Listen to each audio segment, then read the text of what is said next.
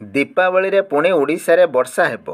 ସାରା ଓଡ଼ିଶାରେ ଏକ ସ୍ୱଳ୍ପ ଶୁଳ୍କ ପାଣିପାଗ ପରେ ଭାରତ ପାଣିପାଗ ବିଭାଗ (IMD) ଅକ୍ଟୋବର 19 ତାରିଖରୁ ପାଗର ପରିବର୍ତ୍ତନ ଆସିବାର ପୂର୍ବାନୁମାନ କରିଛି। ଦକ୍ଷିଣ ଏବଂ ଉପକୂଳବର୍ତ୍ତୀ ଜିଲ୍ଲାଗୁଡ଼ିକରେ କିଛି ସ୍ଥାନରେ ହାଲୁକାରୁ ମଧ୍ୟମ ବର୍ଷା ଏବଂ ଝଡ଼ ବର୍ଷା ହେବାର ସମ୍ଭାବନା ରହିଛି। ଭୁବନେଶ୍ୱରସ୍ଥିତ IMDର ଆଞ୍ଚଳିକ ପାଣିପାଗ କେନ୍ଦ୍ର ପୂର୍ବାନୁମାନ କରିଛି ଯେ ଆଜି ପାଗ ଶୁଖିଲା ରହିବ ଏବଂ କିଛି ସ୍ଥାନରେ ବିଜୁଳି ଏବଂ ଝଡ଼ ପବନ ସହିତ ପୁଣି ଥରେ ବର୍ଷା ଆରମ୍ଭ ହେବ। IMD ଅନୁଯାୟୀ ଅକ୍ଟୋବର 19 ସକାଳ ପର୍ଯ୍ୟନ୍ତ ସାରା ଓଡ଼ିଶାରେ ଶୁଖିଲା ପରିସ୍ଥିତି ରହିବ। ରବିବାରଠାରୁ ମାଲକାନଗିରି, ରାୟଗଡ଼ା ଏବଂ କୋରାପୁଟ ଜିଲ୍ଲାର ଗୋଟିଏ କିମ୍ବା ଦୁଇଟି ସ୍ଥାନରେ ହାଲୁକାରୁ ମଧ୍ୟମ ବର୍ଷା କିମ୍ବା ବଜ୍ରପାତ ହେବାର ସମ୍ଭାବନା ରହିଛି।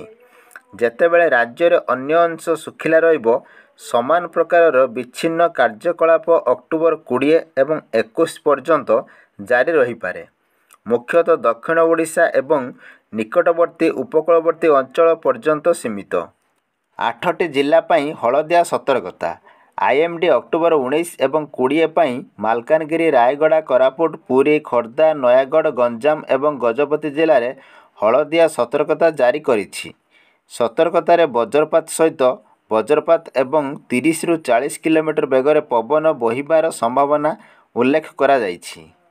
IMD ଭୁବନେଶ୍ୱର ଦ୍ୱାରା ପ୍ରକାଶିତ ଜିଲ୍ଲାୱାରୀ ପୂର୍ବାନୁମାନ ଦର୍ଶାଇଛି ଯେ ବାଲେଶ୍ୱର, ଭଦ୍ରକ, ଯାଜପୁର, କେନ୍ଦ୍ରାପଡ଼ା, ଜଗତସିଂହପୁର ଏବଂ କଟକ ସମେତ ଅଧିକାଂଶ ଉତ୍ତର ଏବଂ ଆଭ୍ୟନ୍ତରୀଣ ଜିଲ୍ଲାଗୁଡ଼ିକରେ ଅତି କମ୍ରେ ଆଉ 2 ଦିନ ପର୍ଯ୍ୟନ୍ତ ପାଗ ଶୁଖିଲା ରହିବ।